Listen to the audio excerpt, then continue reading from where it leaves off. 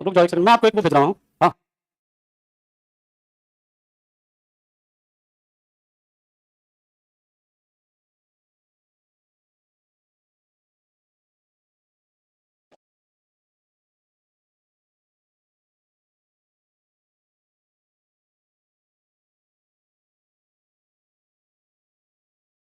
हम लोग कहाँ तक देख चुके थे?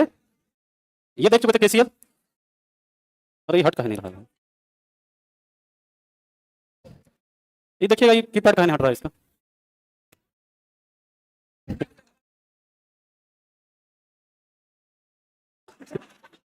ये भी नीचे है, ये ऊपर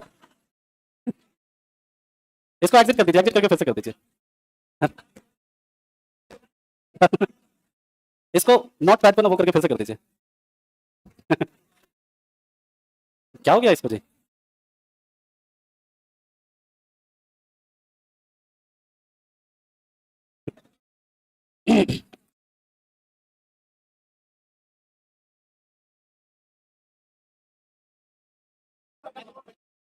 अच्छा इस पे चलो, ये ऑफ कर। एक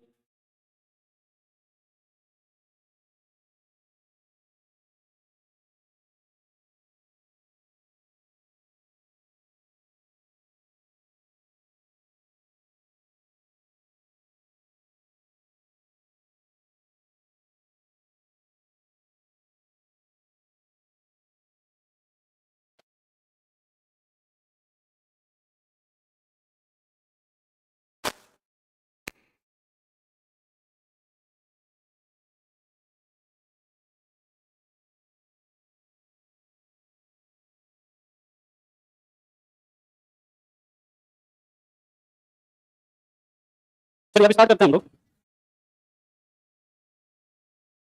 यहाँ तक हम लोगों ने देख लिया था। और देखो केवीएल जो है, समझो, हल्ला मत करिए। ये कह रहा है किसी परिपथ, जैसे मान लीजिए ये कोई सर्किट है, ध्यान से समझिए। कह रहा है कि यहाँ पर जो टोटल सर्किट में जो विभवांतर होगा ना,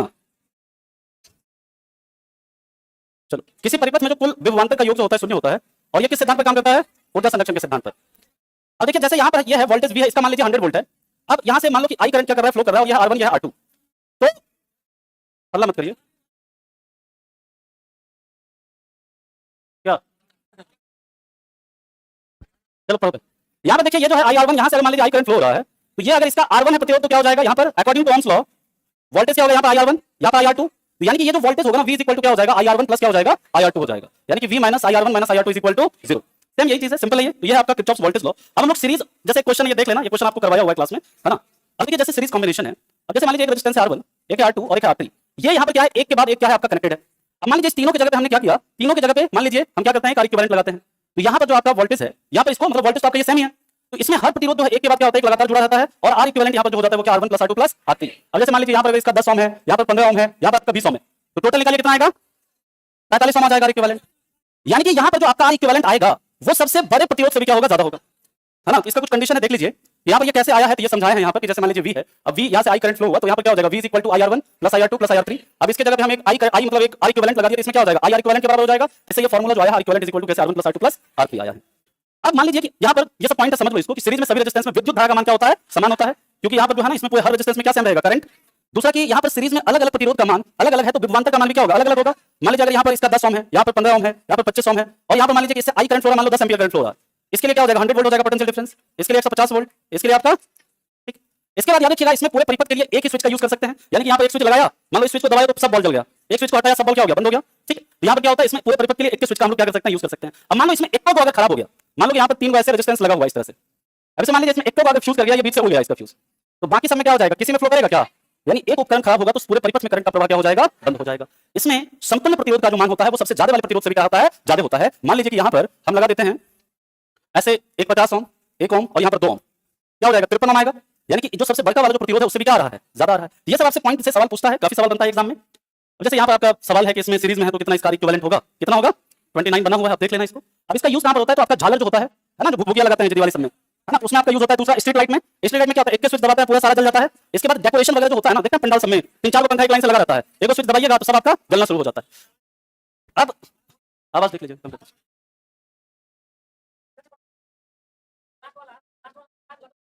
हाँ पूरा परिपथ खराब हो जाएगा। सीरीज में यही होता है ना, अगर कोई भी एक को खराब हुआ पूरा सर्किट खत्म।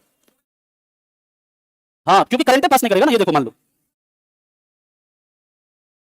मान लीजिए ये समझ लो यहाँ पर मान लो ये वाला ही खराब हो गया, ये सर्किट ब्रेक हो गया ना जी, सर्किट ब्रेक हो गया तो इसमें करंट फ्लो नहीं करेगा। बस समझ में, पैरेलल में जब होता है ना तो पैरेलल में कोई प्रभाव नहीं पड़ता है, जो खराब होता है सिर्फ वही प्रभावित होता है, क्योंकि यहाँ पर एक भी अगर खराब होगा तो ये सर्किट पूरा क्या हो गया, ब्रेक हो गया, करंट का फ्लो ही बंद हो जाएगा इसमें। अब यहाँ पर देखिए अगर सेम वैल्यू आर के एन रेजिस्टेंस को मान लीजिए अगर 10 ओम का 5 रेजिस्टेंस है उसको अगर सीरीज में जोड़ते हैं तो कितना हो जाएगा इक्विवेलेंट 50 ओम। अगर 6 ओम का 100 रेजिस्टेंस है उसको अगर सीरीज में जोड़ते हैं तो कितना 600 ohm. R equivalent is equal to क्या हो जाएगा, अगर सेम वैल्यू आर के एन रेजिस्टेंस को सीरीज में जोड़ा जाए तो R equivalent is equal to क्या हो जाएगा एन इनटू आर। जैसे यहाँ पर क्वेश्चन एक मैंने कराया हुआ है कि जैसे यहाँ पर 3 रेजिस्टेंस है 4 ओम का 5 ओम का 6 ओम का, इसको कनेक्ट कर दिया है किससे 120 वोल्ट से, समझना। और आपसे पूछ दिया है कि यहाँ पर V1 क्या होगा, V2 क्या होगा, V3 क्या होगा। तो सबसे पहले हम लोग क्या निकालेंगे कि इसमें कितना करंट फ्लो हो रहा है। आई कैसे निकालिएगा, आई इज इक्वल टू क्या होगा V upon R equivalent. V कितना है यहाँ पर देखो 120 वोल्ट, आर इक्विवेलेंट निकालिएगा कितना होगा 6 5 11 4 15 15 ओम। आई कितना आ गया V 120 बटे आर इक्विवेलेंट कितना है 15, यानी आई कितना आ गया 8 एम्पीयर। अब हर उसमें निकालिए यहाँ पर V1 क्या हो जाएगा, V1 is equal to IR1, यानी ये क्या हो जाएगा 8 × 4 कितना 32 वोल्ट, ये कितना 5 × 4 कितना 40 वोल्ट, टोटल आप जोड़िएगा ना तो 120 वोल्ट आएगा। जोड़ के देखिए आ रहा है, ठीक है। चलो अब क्या है यहाँ पर याद रखिएगा कोई परिपथ है, किसी परिपथ में रेजिस्टेंस का मान बढ़ाने या घटाने के लिए, यानी कोई भी सर्किट है कोई भी परिपथ है उसमें जैसे मान लीजिए रेजिस्टेंस का मान को बढ़ाना है घटाना है तो उसके लिए किसका यूज करते हैं, उसके लिए रियोस्टेट नामक यंत्र का यूज किया जाता है। किसका, रियोस्टेट का। और एक होता है थर्मोस्टेट। थर्मोस्टेट क्या रेगुलेट करता है जी, टेम्परेचर। और हमारे शरीर का थर्मोस्टेट क्या है, हाइपोथैलेमस। चलिए नेक्स्ट देखो पैरेलल कॉम्बिनेशन है। पैरेलल कॉम्बिनेशन में आप देखिए यहाँ पर R1 है R2 है R3 है, यहाँ पर जो है ना इस सब में वोल्टेज क्या रहेगा आपका सेम रहेगा, लेकिन यहाँ पर करंट जो है वो क्या हो जाएगा आपका अलग हो जाएगा I1 I2 और I3। अब देखिए इसका जो R इक्विवेलेंट निकालने का जो फार्मूला होता है 1/R equivalent is equal to 1/R1 plus 1/R2 plus 1/R3। अब यहाँ पर देखिए इसमें हर प्रतिरोध जो होता है एक दूसरे के क्या होता है पैरेलल लगा होता है। अब इसी का प्रॉपर्टी है, क्या क्या प्रॉपर्टी है देख लेते हैं, है ना। यहाँ पर जैसे आपको ये फार्मूला कैसे आया है ये बताया गया है। जैसे मान लीजिए यहाँ से I करंट निकला तो ये डिवाइड हो गया मान लो I1 I2 और I3 में, तो यहाँ पर according to Kirchhoff's current law क्या होगा I is equal to I1 plus I2 plus I3 होगा ना जी। अब यहाँ पर I के यहाँ पर पूरे इसके जगह पे हम इक्विवेलेंट लगा दिए तो ये क्या हो जाएगा I V upon R equivalent according to Ohm's law. और ये I1 जो है यहाँ पर V यहाँ पर V यहाँ पर V I1 बराबर क्या हो जाएगा V अपॉन R1 होगा ना जी, I2 क्या V अपॉन R2 I3 क्या V अपॉन R3, यहाँ पर पुट कर दिया V upon R1 V upon R2 V upon R3, V common ले लिया V कट गया तो क्या बचा 1/R equivalent is equal to 1/R1 plus 1/R2 plus 1/R3। अब देखो यहाँ पर जैसे एक मान लीजिए दो ही रेजिस्टेंस है सिर्फ आपका R1 और R2 ही है, इसका अगर पूछे इसका डायरेक्ट निकाल सकते हैं आप किस फार्मूले से R equivalent is equal to R1 R2 by R1 plus R2। जैसे क्वेश्चन एक मैंने कराया है 6 और 3 ओम का रेजिस्टेंस है इसे पैरेलल में जोड़ा गया है तो 6 × 3 बटे 6 + 3 यानी 18 बटे 9 2 ओम। इसका 7 ओम और 3 ओम को पैरेलल में जोड़ा गया तो 7 × 3 बटे 7 + 3, है ना, क्लियर है। अब इसका बारे में लिखा हुआ है कि पैरेलल में सभी प्रतिरोध में क्या सेम होता है, विभवांतर का मान। पैरेलल में अलग अलग प्रतिरोध का मान अलग अलग रहने पर विद्युत धारा का मान क्या रहेगा अलग अलग। इसमें अलग अलग यंत्र के लिए डिफरेंट स्विच का यूज किया जाता है, इसलिए हमारे घर में सब चीज के लिए अलग स्विच होता है ना जी। तो हमारे घर में किसी भी डिवाइस के मतलब इसमें किसी भी डिवाइस के खराब होने पर बाकी डिवाइस पर प्रभाव नहीं पड़ता है, इसलिए घर में मान लो बल्ब खराब हो जाता है पंखा चलता है, ऐसा नहीं है सब एक साथ खराब हो जाता है, मतलब कि अगर एक कोई खराब हो तो बाकी सब खराब नहीं। हमारे घरों में विद्युत उपकरण किसमें जुड़े होते हैं, समानांतर क्रम में जुड़े रहते हैं। और इसमें जो इसमें इक्विवेलेंट रेजिस्टेंस का जो मान होता है वो सबसे छोटा प्रतिरोध से भी क्या होता है कम होता है, यानी इसमें समतुल्य प्रतिरोध का मान सबसे कम प्रतिरोध से भी कम होता है। जैसे एक सवाल है यहाँ पर कि 1 ओम 2 ओम 3 ओम है, इसको किसमें जोड़ा गया है, पैरेलल में जोड़ा गया है, और आपसे पूछ दिया R इक्विवेलेंट क्या होगा, तो R इक्विवेलेंट तो यहाँ पर होगा इसका मान आपका 1 से भी कम होगा। किससे कम होगा, 1 से भी कम। तो यहाँ पर जनरली जो ऑप्शन रहेगा जैसे मान लीजिए यहाँ पर ऑप्शन दिया है 3 13/11 15/11 1.5 और 6/11 और आपको दे दिया है 3 कौन है 1 ओम है 2 ओम है 3 ओम है। अब इस क्वेश्चन को आपको करना नहीं है, आपको उस ऑप्शन में देखना है कि इसमें कौन सा इससे छोटा है। बिना किए आप क्या कर सकते हैं, सवाल को कर सकते हैं, कहां पहुंच सकते हैं सीधे उत्तर पर, क्योंकि इसमें जो इक्विवेलेंट रेजिस्टेंस का मान होगा वो क्या होगा इस 1 ओम से भी क्या होगा कम होगा। आप देखिए एक ही ऑप्शन है उसमें और ये पूछा हुआ है किसी एग्जाम में ये सवाल, और ये बात समझ में। चल नेक्स्ट है, अब अगर सेम वैल्यू R के n प्रतिरोध को पैरेलल में जोड़ा जाता है तो R equivalent is equal to क्या हो जाएगा R बटे n हो जाएगा। इसके बाद यहाँ पर 120 ओम के कितने प्रतिरोध को पैरेलल में जोड़ा जाए कि R इक्विवेलेंट 6 ओम हो जाए, तो यहाँ पर फार्मूले में पुट करिए R इक्विवेलेंट कितना हो जाए 6, कितना ओम का रेजिस्टेंस है 120 ओम का 120 बटे क्या निकालना है n बटे n कर दिए, n बराबर कितना आ जाएगा 120/6 यानी कितना। इस तरह का सवाल आपके एग्जाम में बनता है, पूछा जा सकता है इस तरह का सवाल। आगे बात समझ में, चलिए मैं फिर से समझा देता हूं, जैसे क्वेश्चन करके समझा देता है। क्वेश्चन लिखिए, अगर 120 ओम का प्रतिरोध को समानांतर में जोड़ा जाता है तो कितने प्रतिरोध को जोड़ने पर समतुल्य प्रतिरोध 8 ओम होगा। सिंपल है ना। देखो R इक्विवेलेंट आपको निकाल दिया, R इक्विवेलेंट क्या करना है दिया है R बटे क्या होगा n इज इक्वल टू क्या अपॉन R इक्विवेलेंट, R कितना है 120 बटे R इक्विवेलेंट कितना है 8 यानी n कितना आ गया 15। Clear point. इस तरह से क्या कर सकते हैं आप ऐसे सवाल को कर सकते हैं। इसी तरह यहाँ पर एक क्वेश्चन कराए हैं कि 120 वोल्ट का जैसे मान लीजिए कोई वोल्टेज से कनेक्ट कर दिया, यहाँ पर 3 रेजिस्टेंस है 6 ओम 8 ओम और 10 ओम। अब यहाँ पर आपको मान लीजिए करंट निकालना है अलग अलग उसमें, मैं जैसे यहाँ पर पहले इसको करा देते हैं फिर एक सवाल और करा देंगे, आपसे पूछ देंगे इसमें कितना करंट इसमें कितना करंट इसमें कितना करंट। अब इस तरह के सवाल को करना है ना आपको सर्किट सॉल्व नहीं करना है।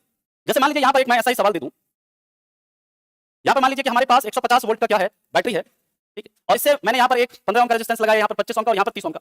अब यहाँ पर पूछते इसमें कितना करंट इसमें कितना करंट इसमें कितना करंट, आपको सॉल्व नहीं करना है, आपको पता है कि इन सब में वोल्टेज क्या होगा सेम होगा, यानी कि यहाँ पर आपको करंट निकालना I इज इक्वल टू क्या 150 बटे 15 कितना 10 एम्पियर, यहाँ पर कितना 150 बटे 25 6 एम्पियर, यहां पर 150 बटे 30 5 एम्पियर। टोटल करंट अगर आपसे पूछे 10 6 16 5। आगे बात समझ में? एक सेकंड रुकना।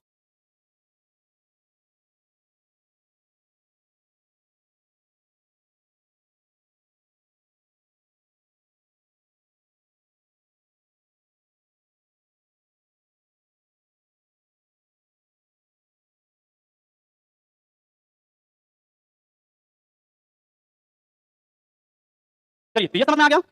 चलो सेम वैसा ही क्वेश्चन है, यहाँ पर भी सेम क्वेश्चन कराया है। यहाँ पर आपसे क्या है, करंट का मान दे दिया है और R1 R2 R3 जो है आपका पूछा हुआ था। ठीक है, इससे 10 एम्पीयर से 5 एम्पीयर से 25 एम्पीयर गया है, तो R1 R2 R3 कितना होगा, वही करना है, ऐसे कर लेंगे। तो सेम ये क्वेश्चन भी वैसा ही है कि यहाँ पर एक सीरीज में है, एक पैरेलल में, समझ लीजिए इसको। अब यहाँ पर देखो कि 240 वोल्ट का वोल्टेज है। अब यहाँ पर ये जो रेजिस्टेंस है, यहाँ पर इसका क्या है 10 ओम और यहाँ पर 6 ओम है और यहाँ पर क्या है 3 ओम है। अब यहाँ पर पूछ रहा है कि आपसे कि इसमें I1 क्या होगा, इसमें I2 क्या होगा, समझिए। अब देखो यहाँ पर कि इससे करंट का मान भी दिया हुआ आपको कितना 20 एम्पीयर का करंट जो है यहाँ पर, मतलब या फिर ये करंट का मान लीजिए नहीं दिया है। पहले हम क्या करेंगे, इसका इक्विवेलेंट निकालेंगे 10 ओम और इसका 6 × 3 बटे 6 + 3 कितना हो जाएगा 2, यानी कि टोटल कितना गया इक्विवेलेंट 12 ओम। यानी I जो निकला हमारा कितना आया, I हमारा आया 20 एम्पीयर। अब 20 एम्पीयर आया तो 10 ओम वाले में कितना पोटेंशियल डिफरेंस होगा, IR के बराबर 20 × R कितना है 10, यानी यहाँ पर जो पोटेंशियल डिफरेंस हो जाएगा 200 वोल्ट होगा ना जी। बाकी 40 वोल्ट जो है इस दोनों में बराबर बराबर चला जाएगा, है या नहीं। अब इसमें अगर आपको I निकालना है तो क्या करिएगा, V/R यानी कितना 40 बटे 6 एम्पीयर, और यहाँ पर आपको I2 निकालना है क्या 40 बटे 3 एम्पीयर। इस तरह से सवाल, हालांकि इतना डिटेल में भी आपसे नहीं पूछेंगे, है ना, क्लियर पॉइंट। चलो आगे चलते हैं। अब देखिए यहाँ से सवाल आपके एग्जाम में बनता है, जो 3 पिन प्लग होता है ना, ध्यान से समझिएगा। 3 पिन प्लग जो होता है, इसमें आपका जो ये बाएं इधर वाला जो होता है, दाएं साइड वाला इधर कैसा होता है, ये न्यूट्रल होता है, ठंडा तार होता है और इसका रंग कैसा होता है, काला। लेफ्ट साइड वाला जो होता है ये गर्म तार बोलते हैं, इसको डेंजर वायर बोलते हैं, लाइव वायर बोलते हैं या फेज वायर बोलते हैं। इसका जो रंग होता है कैसा होता है, लाल। और ये ऊपर वाला जो बड़का सा जो होता है ना पिन, उसको क्या बोलते हैं हम लोग, अर्थिंग वायर बोलते हैं, जो ग्रीन होता है। अब देखिए इसमें जो करंट का जो फ्लो होता है ये किधर होता है, गर्म तार में, डेंजर वायर में या लाइव वायर में होता है। अब अगर ये गर्म और ठंडा तार एक दूसरे से सट गया, मान लो कौन कौन सा, गर्म तार और ठंडा तार एक दूसरे से जब सट जाता है ना, उससे क्या हो जाता है, शॉर्ट सर्किट या लघु पथन। और लघु पथन के दौरान क्या होता है, करंट का मान जो होता है वो क्या होता है, बहुत तेजी से बढ़ जाता है। अब इसको प्रिवेंट करना है, इसके लिए हम लोग यूज करते हैं या तो किसका, फ्यूज का, या फिर किसका, एमसीबी का। एमसीबी का मतलब क्या होता है, मिनिएचर सर्किट ब्रेकर।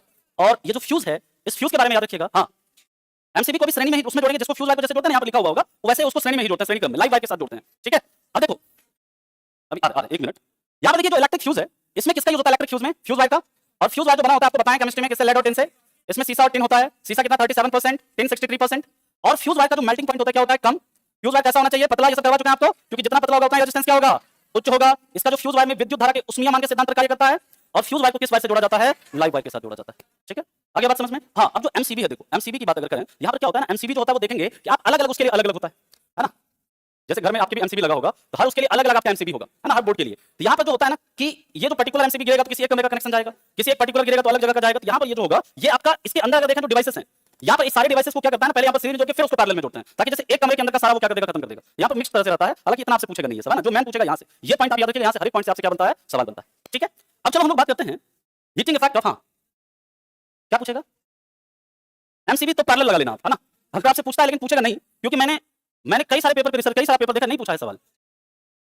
विद्युत फ्यूज, इलेक्ट्रिक फ्यूज को लाइव वायर के साथ जोड़ते हैं श्रेणी क्रम में, इलेक्ट्रिक फ्यूज को, है ना, ये जो इलेक्ट्रिक फ्यूज है इसको लाइव वायर के साथ श्रेणी क्रम में जोड़ते हैं, कहा कि करंट का मान हमें देखना है। इलेक्ट्रिक फ्यूज का पूछा जाता है श्रेणी क्रम में, याद रखिएगा। ठीक है, कहा कि करंट का मान यहाँ पर देखेंगे ना हम लोग। तो अब देखो इलेक्ट्रिक एनर्जी, और इसी को हम लोग बोलते हैं heating effect of electric current. समझना, ये कहता है कि अगर मान लीजिए कोई रेजिस्टेंस है R, इससे T टाइम के लिए अगर I करंट फ्लो कर रहा है, इससे जो इलेक्ट्रिक एनर्जी जो प्रोड्यूस होगा या जो इससे हीट प्रोड्यूस होगा, वो किसके बराबर होगा, बहुत इंपॉर्टेंट है ये, यहाँ से कुछ सवाल बनता है पेपर में। अब देखो इसको हम लोग लिख सकते हैं कि IR × IT, तो IR को V लिख सकते हैं, यानी एक फार्मूला क्या आ गया, VIT। अब देखो आपको पता है कि V इक्वल टू क्या होता है, IR, I इक्वल टू, यहाँ पर I की जगह हम V अपन R लिख सकते हैं, क्या हो जाएगा, ये फार्मूला क्या आ गया, एक V²/RT, यानी ये भी फार्मूला है, ये भी फार्मूला है और ये भी फार्मूला है। ठीक है, फार्मूला पूछेगा आपसे, पूछता है पेपर में, है ना, कई बार पूछा गया है। और इलेक्ट्रिक पावर जो होता है ये क्या होता है, प्रति एकांक समय में खपत होने वाली विद्युत ऊर्जा को क्या कहते हैं, इलेक्ट्रिक पावर कहते हैं, यानी कि इलेक्ट्रिक एनर्जी बटे टाइम। अब इलेक्ट्रिक पावर का फार्मूला क्या आ जाएगा, I²T/T, एक I²R हो गया, एक V², एक VI। अब देखिए इसका जो यूनिट होता है ना, एक तो वॉट तो होता ही है, लेकिन साथ ही साथ यहाँ से देखो VI इसका फार्मूला है, तो V का यूनिट क्या वोल्ट, I का यूनिट क्या एम्पियर, यानी वोल्ट एम्पियर, ये भी इसका क्या होता है, फार्मूला होता है। बाकी अश्व शक्ति जो होता है HP, आपको बताया ही था, इंजन का जो पावर है वो HP में मापते हैं, वो कितना होता है 746 वॉट। अब यहाँ पर जैसे क्वेश्चन है दिया हुआ कि एक विद्युत बल्ब है, उसका रेटिंग कितना है, 200 वोल्ट और 100 वॉट है, और कह रहा है अगर इसे 100 वोल्ट के सप्लाई से जोड़ेंगे तो कितना पावर कंज्यूम करेगा। अब ये रिसेंट में शायद कोई पेपर हुआ था, उसमें भी ऐसा सवाल बना था, आपने देखा होगा अगर तो। अब देखिए एक बल्ब है, उसका रेटिंग दिया है कितना, 200 वोल्ट और 100 वॉट, यानी कि जब उसके आप 200 वोल्ट का सप्लाई देंगे तो वो कितना पावर कंज्यूम करेगा, 100 वॉट। अब आपके पास फार्मूला पता है कि P इक्वल टू क्या होता है, V²/R होता है ना जी, I इक्वल टू क्या हो जाएगा, V²/P। यहाँ से बल्ब का पहला रेजिस्टेंस निकालो, बल्ब का रेजिस्टेंस क्या हो जाएगा, 200 × 200/100, 0 कट गया, क्या आ गया रेजिस्टेंस 400। अब क्या रहा है कि इसे हम कितने वोल्ट से कनेक्ट कर रहे हैं, 100 वोल्ट से कनेक्ट कर रहे हैं, तो कितना पावर कंज्यूम करेगा। रेजिस्टेंस आपको पता है, वोल्टेज आपको पता है, पावर निकालना है। P इक्वल टू क्या, V²/R, यानी 100 × 100/400, ये करके क्या आ जाएगा 25 वोल्ट। ये रिसेंट का कोई ड्राइवर का पेपर हुआ था ना जी, इधर कोई गया भी था देने के लिए, सेम यही क्वेश्चन शायद पूछा था उसमें, शायद मतलब ऐसा ही, यहाँ पर डाटा कुछ अलग था, 220 वोल्ट की जगह कुछ और होगा, लेकिन ऐसा ही था। ठीक है, नेक्स्ट है किसी इलेक्ट्रिक हीटर का रेटिंग 200 वोल्ट 500 वॉट है, इसका प्रतिरोध क्या होगा। सिंपल सा क्वेश्चन है, ना जी, P is equal to 500 watt, voltage दिया है कितना 200 वोल्ट, पावर निकालना है, V स्क्वायर अपॉन R से निकाल लीजिएगा, R इज इक्वल टू क्या आ जाएगा V स्क्वायर अपॉन P, तो हीटर का क्या आ गया रेजिस्टेंस। ठीक है, इस तरह का सवाल इस फॉर्मूले से पूछेगा, कर लीजिएगा ना। अब देखिए एक टोस्टर है, कह रहा है 4 मिनट में 12 किलो जूल ऊर्जा कंज्यूम करता है, तो इसका पावर क्या होगा। इस तरह का भी सवाल पूछेगा आपसे कि एक टोस्टर है 4 मिनट में कितना 12 किलो जूल ऊर्जा क्या कर रहा है, कंज्यूम करता है। पावर इज इक्वल टू क्या होता है, एनर्जी अपॉन टाइम, एनर्जी कितना है 12000 जूल बटे टाइम कितना है 4 मिनट, यानी 4 मिनट में कितना सेकंड 240, तो 12000 बटे 240 कितना हो जाएगा, सॉल्व करिएगा 50 वॉट। नेक्स्ट क्वेश्चन है, अगर एक गीजर का प्रतिरोध 50 ओम है तथा इसे 30 सेकंड तक 600 कूलम आवेश प्रवाहित होता है इससे, तो इसका इलेक्ट्रिक एनर्जी कितना होगा। अब देखिए इस क्वेश्चन में आपको डायरेक्ट करंट नहीं दिया, आपको क्या कह दिया, कि 30 सेकंड में कितना कूलम आवेश वो होता है 600, इससे आप आई निकाल लीजिएगा ना, क्या Q अपॉन T यानी 600 बटे कितना 20 एम्पियर, आई आपका कितना आ गया 20 एम्पियर। अब फार्मूले में पुट कर दीजिए, इलेक्ट्रिक एनर्जी इक्वल टू कितना I स्क्वायर T, 20 का स्क्वायर इनटू 50 इनटू 30 यानी कितना आ गया 600 किलो जूल। इस तरह का भी सवाल आपसे बन सकता है। क्या किसी इलेक्ट्रिक आयरन के द्वारा सेम वैसा ही क्वेश्चन है ना, इससे पूछा है 5 मिनट में कितना आवेश प्रवाहित होगा, मतलब इसमें क्या करना, पहले आपको क्या करना है आई निकालना है, जो भी आई आएगा उसके बाद तेरा 5 मिनट में कितना आवेश प्रवाहित होगा, यानी आई अगर मान लीजिए आया आपका 20 एम्पियर, जैसे यहाँ पे सॉल्व करेंगे तब 20 एम्पियर है, इसका मतलब क्या, इससे 20 कूलम जो है आवेश प्रति सेकंड प्रवाहित हो रहा है, और आपसे कितने मिनट में पूछ रहा है 5 मिनट में, यानी 300 सेकंड में कितना हो जाएगा 6000। सिंपल है। चलो नेक्स्ट है, वही सब अब यहाँ पर दिया हुआ है कि इसका पावर कितना होगा, इसका पावर कितना होगा, इसका पावर कितना होगा। तो देखो यहाँ पर इसमें आई निकालिएगा कितना हो जाएगा 8 एम्पियर, इसमें आई निकालिएगा कितना हो जाएगा 4 एम्पियर, इसमें आई निकालिएगा कितना 10 एम्पियर। तो सबके लिए पावर निकालिएगा तो अलग अलग पावर क्या, या फिर डायरेक्ट भी आप निकाल सकते हो, ऐसे नहीं निकाल के V square upon R1 V square upon R2 V square upon R3 है ना, फार्मूला यहाँ पर आप उसे पुट करके निकाल लीजिए, या I स्क्वायर RT से भी निकाल सकते हैं, लेकिन I निकालने की जरूरत नहीं है यहाँ पे, क्योंकि V तो क्या रहेगा इसमें सेम रहेगा, इस तरीके से आप इसे निकाल सकते हो। फिर उसी तरह सीरीज में दिया, सीरीज में तो यहाँ पे कौन सा I क्या है आपका, यहाँ पे सेम रहेगा पूरे में, आपको निकालना है यहाँ पर, तो कैसे निकालिएगा, कह रहा है कि 15 ओम के लिए क्या कह रहा है, 15 ओम में इलेक्ट्रिक एनर्जी क्या होगा, इलेक्ट्रिक पावर कितना होगा। इसके पहले आपको क्या निकालना पड़ेगा I, अब यहाँ पर निकालिए I स्क्वायर RT, I कितना है 4 एम्पियर, 4 का स्क्वायर इनटू 15, 16 इनटू 15 कितना 240 वाट हो गया, है ना, बात समझ में आया ये। अब यहाँ पे कुछ नहीं करना है, I निकालना है, जैसे आप यहाँ पर मान लो I कैसे निकालिएगा, V upon R equivalent, I equivalent निकालिएगा, यहाँ पर 50 ओम आया है, I इक्विवेलेंट निकालिएगा कितना आएगा, देखो 10 15 25 25 50 ओम, I निकालिएगा तो V upon R equivalent, V कितना है 200 बटे R इक्विवेलेंट 50, ये 4 एम्पियर आ गया, यहाँ पर 240 वाट होगा, अब इसमें अगर निकालना है तो कितना हो जाएगा 160 वाट, ये होगा ना जी, इसमें कितना हो जाएगा 25 गुने 16, यही होगा यानी 400 वाट। ठीक है, इस तरीके से आप यहाँ पे निकाल सकते हो। अगला बिजली का बिल कैलकुलेट करने के लिए बताए थे ना आपको स्टार्टिंग में ही, नहीं बताए थे, चलो फिर से बता दे रहा है, समझो। एक यूनिट पावर क्या होता है 1 किलोवाट आवर, 1 किलोवाट आवर का मतलब है कि जब 1000 वाट का कोई यंत्र आप कितने देर तक चलाते हैं 1 घंटे तक, तो यहाँ से क्या होता है आपका 1 यूनिट बिजली कंज्यूम होता है। अब 1 यूनिट में कितना जूल होता है, तो आपको पता है वाट का मतलब क्या जूल पर सेकंड, गुने 1 आवर का मतलब क्या 3600 सेकंड, तो सेकंड सेकंड क्या हो गया, कट गया, ये बच गया कितना 36 लाख जूल, या फिर 3.6 into 10⁶ जूल, या फिर 3.6 मेगा जूल, यानी 1 किलोवाट आवर का मतलब क्या है, जब 1000 वाट के यंत्र को 1 घंटे तक क्या किया जाए, यूज किया जाए, तो कितना यूनिट बिजली कंज्यूम होता है, 1 यूनिट इलेक्ट्रिक एनर्जी जो है वो कंज्यूम आपका होता है। अब इससे रिलेटेड सवाल देखिए, जैसे पूछा गया है, सवाल ये है कि आपके घर में मान लीजिए 50 वाट का 5 बल्ब है, 100 वाट का 2 पंखा है, 500 वाट का 1 हीटर है, 200 वाट का 1 टीवी है, 1000 वाट का 1 एसी है, ये डेली 4 घंटे चलता है, ये 5 घंटे, ये 2 घंटे, ये 5 घंटे, ये 6 घंटे। तो कह रहा है कि अगर बिजली का दाम कितना 8 रुपए प्रति यूनिट है, तो बिजली बिल कितना आएगा। तो डेली आप पहले देखो कितना आपका यूनिट बिजली कंज्यूम होगा। 50 वाट का 5 बल्ब है, 50 गुने 5 गुने 4 वाट आवर, यानी आएगा 1000 वाट आवर, यानी ये 1 यूनिट बिजली कंज्यूम करेगा। इसी तरह यहाँ पर कितना, ये भी आपका डेली 1 यूनिट बिजली कंज्यूम करेगा, ये आपका कितना डेली 1 यूनिट बिजली कंज्यूम करेगा। एक टीवी है 5 घंटे चल रहा है, ये भी 1 यूनिट बिजली कंज्यूम करेगा। अब एसी 1000 वाट का है, 6 घंटे चल रहा है, 6 यूनिट बिजली कंज्यूम करेगा, 6 1 7 1 8 1 9 10, यानी एक दिन में 10 यूनिट, एक महीने में कितना 300 यूनिट, और 8 रुपए अगर वो है उसका कितना हो जाएगा 2400 रुपया। इसी तरह से बिजली बिल आपका कैलकुलेट होता है। ठीक है, बताइए कोई डाउट नहीं, क्या समझ में नहीं आया, इसको फिर से समझाते हैं, फिर से समझा देते हैं, दूसरा क्वेश्चन लेकर समझा देते हैं, रुक जाओ। देखो मान लीजिए आपके घर में 10 बल्ब है, 10 बल्ब है मान लो 80 वाट का, और ये 5 घंटे चलता है। ठीक है, मान लीजिए 5 को पंखा है 40 वाट का, ये आपका 5 घंटे चलता है, और मान लो 3 को ट्यूब लाइट है, या 3 को मान लीजिए ट्यूब लाइट नहीं, 3 क्या लगा दे, टीवी एसी, अच्छा ठंडा का भी हीटर लगा 3 हीटर है, मान लीजिए 200, ये है आपका 250 वाट का, और ये आपका चलता है 4 घंटे डेली। अब कह रहा है कि बताइए कि पूरे महीने का बिजली बिल क्या आएगा, अगर बिजली बिल का दाम कितना है 6 रुपए प्रति यूनिट है, क्या होगा बताओ। तो ये 800 पंचे कितना 400 वाट आवर, यानी कितना 4 यूनिट, यहां पर 200 पंचे 1000 वाट आवर, यानी 1 यूनिट, यहां पर 750 इंटू 4 3000 वाट आवर, यानी 3 यूनिट, यानी 3 4 4 8 यूनिट, महीने में 240 यूनिट गुने 6, यही आएगा 1440 रुपए आएगा क्या। ठीक है, अरे सही है, चलो आगे समझ में। वोल्टेज दे देगा किसका, यहाँ पे अच्छा 80 वाट, और यहाँ पे कुछ वोल्टेज दे देगा, तो वोल्टेज का कोई यूज नहीं करेंगे, यहाँ पे कोई वोल्टेज का यूज नहीं होगा, है ना। ठीक है, वो वोल्टेज देगा कई बार, लेकिन वो आपको कंफ्यूज करने के लिए देगा। हाँ, तो वोल्टेज का यहाँ पे इस तरह से सवाल है ना, अगर आपको वोट दिया हुआ है तो वहां पे वोल्टेज का यूज नहीं करेंगे हम। ठीक है, चलो अभी जो जूल्स ऑफ हीटिंग, जो अभी आपको बताया कि अगर आई करंट आपका टी टाइम के लिए फ्लो होता है रेजिस्टेंस से, तो कितना हीट प्रोड्यूस होगा। ठीक है, इसी को हम लोग क्या बोलते हैं, विद्युत धारा का उष्मीय नियम। इस पर काम करने वाले यंत्र कौन कौन से हैं, bulb, heater, press, kettle, toaster, geyser, जो आपका इमर्सन रड होता है ना गर्म करने वाला, वो फ्यूज वायर, ये सब। अब एक एक करके इनके बारे में हम लोग पढ़ लेते हैं जो इंपॉर्टेंट है। जैसे इलेक्ट्रिक बल्ब आपको बताया है, सब कुछ पता है आपको। इलेक्ट्रिक बल्ब का आविष्कार किसने किया, Thomas Alva Edison. Electric bulb में फ्लिंट कांच का यूज होता है, फिलामेंट टंगस्टन का बना होता है, ये सारा आपको पता है। टंगस्टन का मेल्टिंग पॉइंट तथा रेजिस्टिविटी काफी उच्च होता है। टंगस्टन का यूज इसलिए करते हैं क्योंकि अधिकतम लाइट और कम हीट प्रोड्यूस करता है। इलेक्ट्रिक बल्ब इलेक्ट्रिक एनर्जी को पार्शियली लाइट एनर्जी में तथा पार्शियली हीट एनर्जी में कन्वर्ट करता है, ऑलरेडी पता है आपको। और इलेक्ट्रिक बल्ब में फिलामेंट की लाइफ को बढ़ाने के लिए किसका यूज करते हैं? आर्गन तथा नाइट्रोजन गैस फिल करते हैं, ठीक है। और आर्गन नाइट्रोजन क्या करता है? ये टंगस्टन के ऑक्सीडेशन को प्रिवेंट करता है। अब सबसे कम जो इलेक्ट्रिकली एफिशिएंट है, सबसे जो विद्युत मतलब जो सबसे ज्यादा जो इलेक्ट्रिक पावर को कंज्यूम करता है वो कौन? Electric bulb. इससे थोड़ा कम ट्यूबलाइट, इससे थोड़ा कम सीएफएल, और सबसे कम कौन करता है? एलईडी। और सीएफएल का पूरा फुल फॉर्म क्या है? Compact fluorescent lamp. और इसमें क्या मरकरी का और किसका? आर्गन का यूज होता है ना। चलिए, तो ये वाला तो आपका हो गया खत्म। अब दूसरा वो लगाते हैं, अभी अभी है, बस हो जाएगा खत्म, बहुत वो, ठीक है। ऐसे देखिए, मेरी तो इच्छा नहीं थी कि मैं मतलब इस तरह से आपको कराऊं, बट ठीक है। अब समझिए, हमारे पास वक्त कम है तो जरूरी था करना। अब देखिए, इलेक्ट्रिक हीटर है, इलेक्ट्रिक हीटर इसका कॉइल याद रखिएगा किससे बना होता है? ये निकेल और किससे मिलकर बना है? निक्रोम नाइक्रोम का यूज इसलिए करते हैं क्योंकि ये ज्यादा हीट देता है और कम हीटर की बॉडी किससे बनी होती है? और जो प्लास्टिक वाला होता है उसमें याद रखना बैकलाइट यूज होता है। क्या? बैकलाइट। और चाइना क्ले और दोनों ये जो पीओपी है, ये दोनों क्या करता है? हीट और इलेक्ट्रिसिटी दोनों को क्या करता है? इंसुलेट, दोनों का इंसुलेटर होता है ना। ना तो हीट को वो करने देता है ना इलेक्ट्रिसिटी को, इसलिए यहाँ पर चाइना क्ले और पीओपी दोनों का यूज होता है। पीओपी का फॉर्मूला आपको पता है, और यहाँ पर नाइक्रोम का मेल्टिंग पॉइंट भी हाई होता है और रेजिस्टेंस भी क्या होता है? हाई। अब इलेक्ट्रिक प्रेस जो है, इसका कॉइल किससे बना होगा? प्रेस का हैंडल किससे? इसमें नाइक्रोम के कॉइल के नीचे है ना, आयरन देखता है ना, आयरन के कॉइल के नीचे इस तरह से रखा जाता है। ये किसका होता है? माइका का ना। और माइका का क्यों यूज करते हैं? क्योंकि ये हीट तक का कंडक्टर होता है लेकिन इलेक्ट्रिसिटी का, ठीक है। ये सब पूछता है आपसे सवाल बहुत। बाकी ये सब आपका हीटिंग एलिमेंट के रूप में किसका यूज करते हैं? नाइक्रोम का यूज करते हैं, याद रखेंगे। ये जितना भी है, geyser, immersion rod, toaster, hair dryer, electric kettle, इन सब में। अब magnetic effect of electric current, इसी में हम लोग मूव करेंगे फिर मैग्नेटिज्म में। सबसे पहला प्रश्न, ये बहुत इंपॉर्टेंट क्वेश्चन है, कई बार आपके एग्जाम में पूछा गया है कि इसकी खोज किसने की? हैंस क्रिस्टियन ऑर्स्टेड ने कब की? 1820 में। फाउंडर ऑफ, अगर पूछा था इलेक्ट्रोमैग्नेटिज्म कौन है? और इलेक्ट्रोमैग्नेटिक इंडक्शन की खोज किसने की? माइकल फैराडे ने। और इन्होंने डायनेमो और ट्रांसफार्मर का भी क्या किया था? आविष्कार किया था। अब देखिए, ये कहता है अगर किसी वायर से करंट प्रवाहित की जाती है, magnetic effect of electric current कहता क्या है? अगर किसी वायर से इलेक्ट्रिक करंट प्रवाहित की जाती है तो वह अपने आसपास मैग्नेटिक फील्ड क्या करता है? प्रोड्यूस करता है ना। और वो किसकी तरह काम करता है? एक अस्थायी चुंबक की तरह काम करता है, टेंपरेरी मैग्नेट की तरह काम करेगा, क्योंकि जब तक इसमें करंट पास होगा तभी तक क्या होगा? ये आपका करंट, तभी तक ये क्या करेगा? मैग्नेटिक फील्ड जनरेट करेगा। करंट जैसे फ्लो करना बंद होगा तो मैग्नेटिक फील्ड जनरेट करना बंद कर देगा, है नहीं? इसलिए जितना भी ये जो विद्युत चुंबक होता है ना, विद्युत चुंबक के बारे में याद रखिएगा, जो भी इलेक्ट्रोमैग्नेट होता है वो कैसा चुंबक होता है? वो अस्थायी चुंबक होता है। कैसा? अस्थायी चुंबक। और अस्थायी चुंबक को बनाने में किसका यूज होता है? याद रखना, लोहा का। किसका? लोहा, ठीक है, सॉफ्ट आयरन का। और देखिए, विद्युत धारा के चुंबकीय सिद्धांत पर कार्य करने वाले यंत्र galvanometer, transformer, generator, motor, electric bell और इलेक्ट्रोमैग्नेट। ट्रांसफार्मर के बारे में हम लोगों ने पहले भी पढ़ा था, कि कभी ना कभी आपको बताया इसके बारे में। अब हम लोग फिर से यहाँ पर देख लेते हैं, इसका आविष्कार किसने किया है? किस सिद्धांत पर काम करता है? ये कैसे वोल्टेज या करंट को रेगुलेट करता है?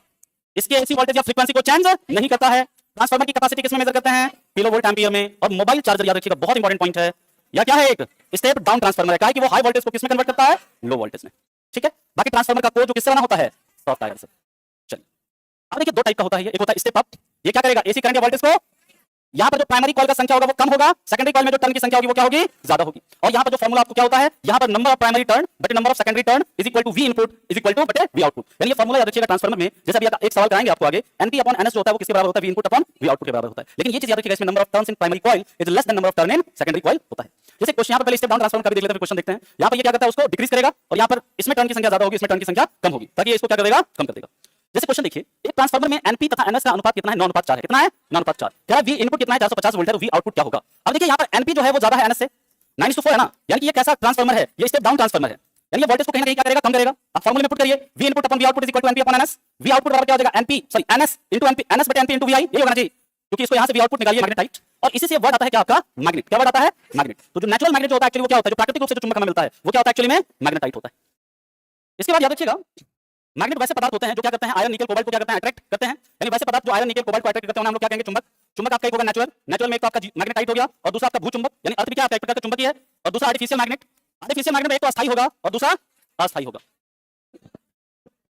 कम हो गया है अभी, ठीक है। चलो, अब सही है। देखो, अब यहाँ पर परमानेंट मैग्नेट की अगर बात करें, प्रॉपर्टी ऑफ मैग्नेट, मैग्नेट का क्या क्या गुण होता है ये समझिए, यहाँ से सवाल बनता है आपका पेपर में, इंपॉर्टेंट। मैग्नेट की प्रॉपर्टी की बात करें, इसमें कितना होता है? दो पोल। इसको जब स्वतंत्र रूप से लटकाइएगा तो ऊपर वाला नॉर्थ, नीचे वाला दक्षिण।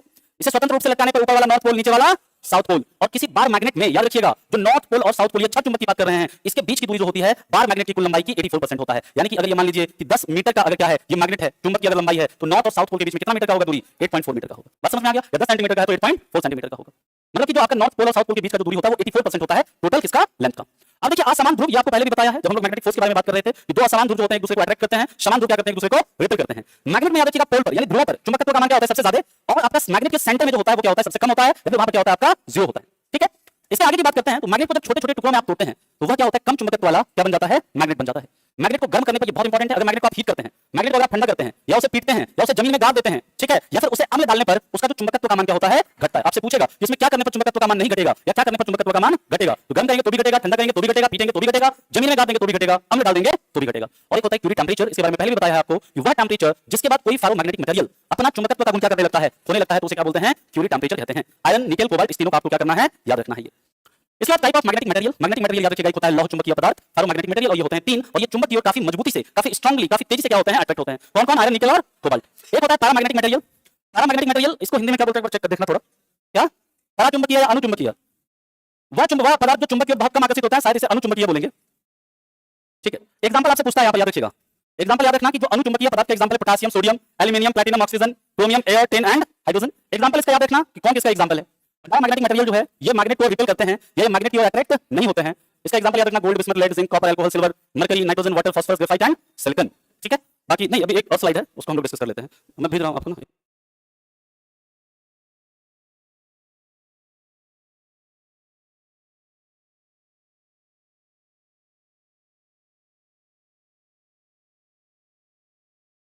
हाँ बोलो, अब बोलो बोलो, थोड़ा शांत, किस पे,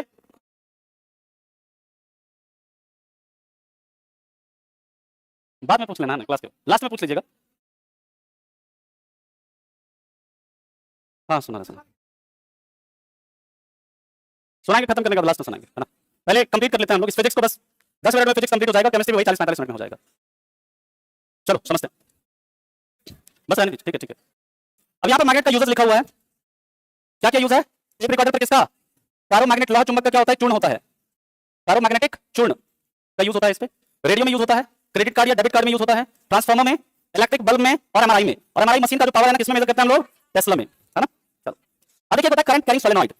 करंट कैरिंग सोलेनॉइड, जैसे मान लीजिए कोई कॉइल है, इस तरह से कॉइल में अगर आप करंट आप क्या करते हैं, विद्युत धारा प्रवाहित करते हैं, ये किसकी तरह काम करने लगता है आपका, यह एक बार मैग्नेट की तरह क्या करने लगता है, काम करने लगता है, और इसी को हम लोग क्या बोलते हैं, धारावाही परिनालिका कहते हैं।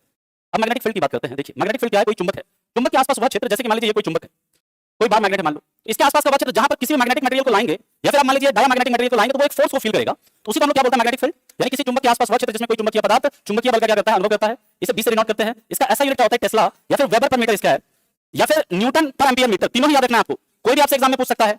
और इसका जो सीजीएस यूनिट होता है गॉस, और एक टेस्ला में कितना गॉस, 10 पर पावर 4 गॉस।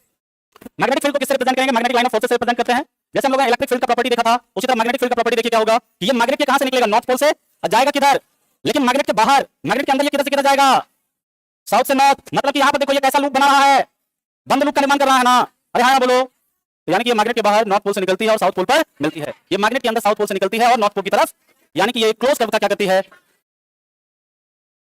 ये बार मैग्नेट सोलेनॉइड के अंदर एक दूसरे के पैरेलल होती है, यानी बार मैग्नेट हो या सोलेनॉइड हो, इसके अंदर एक दूसरे के क्या हो गया, ऐसे पैरेलल, और ये कभी एक दूसरे को काटती नहीं है। सभी मैग्नेटिक लाइन फोर्सेस में मैग्नेटिज्म का मान क्या रहता है, समान रहता है। ये पोल पर ज्यादा नजदीक होती है और पोल से दूर जाने पर इनके बीच की दूरी क्या होती है, बढ़ती है। अब मैग्नेटिक फ्लक्स, जैसे हम लोगों ने देखा था इलेक्ट्रिक फील्ड इंटेंसिटी, उसी तरह ये क्या है, मैग्नेटिक फ्लक्स है। मैग्नेटिक फील्ड के क्षेत्र में, मैग्नेटिक फील्ड के क्षेत्र में किसी सतह या तल से, कोई सरफेस है, या मान लीजिए ये कोई एरिया है ए, इससे जितना मैग्नेटिक लाइन ऑफ फोर्सेस गुजरेगा उसी को हम लोग क्या बोलेंगे, उसका मैग्नेटिक फ्लक्स कहेंगे। और इसे डिनोट करते हैं किससे, फाई से, और फाई इक्वल टू क्या होता है, बी इंटू ए। बी जहां पर मैग्नेटिक फील्ड है, ए क्या है आपका एरिया, और यह एक ऐसा राशि है मैग्नेटिक फ्लक्स, अदिश राशि। इसका तो ऐसा यूनिट होता है वेबर, सीजीएस यूनिट मैक्सवेल, और एक वेबर कितने मैक्सवेल के बराबर, 10 पर पावर 8 मैक्सवेल के बराबर।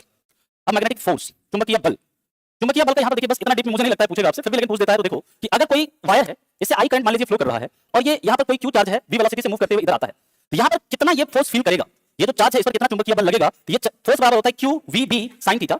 या फिर दूसरा जो फॉर्मूला मान लीजिए, अगर इसका लेंथ क्या है, एल है, इस वायर का लेंथ अगर एल है, तो यहाँ पर क्या हो जाएगा, B I L sine theta. यहाँ पर थीटा क्या है, तो मैग्नेटिक फील्ड तथा वेलोसिटी के बीच का कौन है इस फॉर्मूले में, और इस फॉर्मूले में किसके बीच का कौन है, मैग्नेटिक फील्ड और करंट के बीच का कौन है। अब यहाँ पर दो नियम आता है ना, कौन सा, लेफ्ट हैंड रूल और राइट हैंड रूल। ये किसका डायरेक्शन पता करने के लिए होता है, वो हम लोग अब देखते हैं। फ्लेमिंग के बाएं हाथ का नियम क्या कहता है, देखो बाएं हाथ लीजिए, और ये कहता है कि बाएं हाथ की तर्जनी, अंगूठा और मध्यमा, इस तीनों को एक दूसरे के क्या करिए, परपेंडिकुलर रखिए। बाएं हाथ का नियम क्या कहता है कि बाएं हाथ की तीन उंगलियों को, अंगूठा, तर्जनी और मध्यमा, तीनों को एक दूसरे के परपेंडिकुलर रखना है। तो अंगूठा जो है किसकी दिशा दिखाएगा, बल की, तर्जनी चुंबकीय क्षेत्र की, मध्यमा विद्युत धारा की। इसका यूज किसके दिशा का पता लगाने के लिए होता है, और ये मोटर जो है किस सिद्धांत पर काम करता है, इसी बाएं हाथ के नियम के सिद्धांत पर काम करता है, ठीक है। फ्लेमिंग के बाएं हाथ, क्या देखिए, जैसे यहाँ पर ये एग्जांपल है, ये जैसे मान लीजिए इनवर्ड मैग्नेटिक फील्ड जो होता है, तो मैग्नेटिक फील्ड की दिशा अंदर की ओर है, तो उसको क्रॉस से डिनोट करते हैं, और जो मैग्नेटिक फील्ड की दिशा बाहर की ओर होती है तो कैसे, डॉट से। अब जैसे यहाँ पे एग्जांपल है इसका, मान लीजिए कोई वायर है, इससे आई करंट इस डायरेक्शन में फ्लो कर रहा है, मैग्नेटिक फील्ड की दिशा क्या है, इधर है, और आपसे बल की दिशा पूछते, तो बल की दिशा निकालने के लिए किसका यूज करेंगे, लेफ्ट हैंड रूल का। अब हमें तीन उंगलियां हमारी कौन सी, मध्यमा, तर्जनी और अंगूठा, इसको इस तरह से रखना है कि एक दूसरे के परपेंडिकुलर हो। यहाँ पर देखिए ये किसकी दिशा है, करंट की, ये करंट की है ना, ये बल की, और ये किसकी, ये सर ये मैग्नेटिक फील्ड की, ये फोर्स की। सुनो अब देखो, हमें करंट जो है मैग्नेटिक फील्ड का दिशा किधर रखना, अंदर की ओर, करंट का दिशा किधर रखना, ऊपर की ओर। तो अंगूठा किधर जा रहा है, देखो इधर जा रहा है, तो यानी कि आपका बल किधर होगा, इधर। अब इस एग्जांपल में देखिए, समझो यहां पर क्या है कि ये अंदर की ओर मैग्नेटिक फील्ड की दिशा, यहां पर किधर, बाहर की ओर, ऐसे है डॉट का बाहर की ओर, करंट की दिशा दिया आपका इधर, आपसे पूरा फोर्स की दिशा किधर होगी, तो वही 3 उंगलियां है ना, 3 उंगलियां करनी है हमें। एक आपका क्या है, मतलब कैसे रखेंगे, इस तरह से, हाँ इस तरह से। देखो अब यहां पर ये जो करंट कौन सा, ये वाला करंट है, ये वाला मैग्नेटिक फील्ड बाहर की ओर, अंगूठा किधर जा रहा है, यानी कि बल की दिशा होगी अंगूठा अपवर्ड। अब फ्लेमिंग के दाएं हाथ का नियम देखिए, दाएं हाथ का नियम जो होता है, इसका यूज याद रखना, किसका दिशा प्राप्त करने के लिए करते हैं, विद्युत धारा की दिशा। और जनरेटर आपका इसी सिद्धांत पर क्या करता है, काम करता है। अब यहां पर 3 उंगलियां लेंगे हम, किसकी, दाएं हाथ की, अंगूठा किसका, बल या मोशन की दिशा, तर्जनी आपका मैग्नेटिक फील्ड का, और मध्यमा आपका विद्युत धारा का। अब यहां पर देखिए जैसे दिया है, ये मैग्नेटिक फील्ड, ये है तो मैग्नेटिक फील्ड आउटवर्ड, बल या जो मूवमेंट की दिशा वो किधर है, इधर, और आपको करंट की यहां पर किसकी दिशा बतानी है, करंट की। तो अब हमें क्या करना है, मैग्नेटिक फील्ड जो इसको 3 उंगलियों को क्या रखना है, ऐसे परपेंडिकुलर, दाएं हाथ की 3 उंगलियां एक दूसरे के क्या रखना है, परपेंडिकुलर। एक सेकंड भाई, देख रहे हैं कैसे रखेंगे, देखो हाँ समझो, 1 मिनट, कैसे रखना होगा जी, समझ हो ही नहीं रहा। अरे रुक जाओ भाई, अरे हल्ला मत करो, हाँ वही वही कर रहे हैं, है ना। यहाँ पे देखो जो अंगूठा है वो किसका दिशा दिखा रहा है, मोशन का। यहाँ पे हम इसको रखें कैसे, ऐसे रखेंगे जी, ऐसे, यो वाला, है ना? ठीक है चलो ऐसे ही रखना है ये तो यो वाला हो गया नहीं, चलो चलो। अब देखो इधर, इसमें भी आप निकाल लोगे यार, है ना, ठीक है, तो इसमें भी निकाल लीजिएगा, चलो ठीक है। यहाँ पर हमारा हो जाता है खत्म, फिनिश। चलिए बस बस, हो गया हो गया हो गया, ठीक है ठीक है ठीक है, हो गया हो गया हो गया। चलिए अब हम लोग अभी केमिस्ट्री बाकी है केमिस्ट्री खत्म नहीं हुआ है, फिजिक्स बंद, केमिस्ट्री लगा दीजिए। हाँ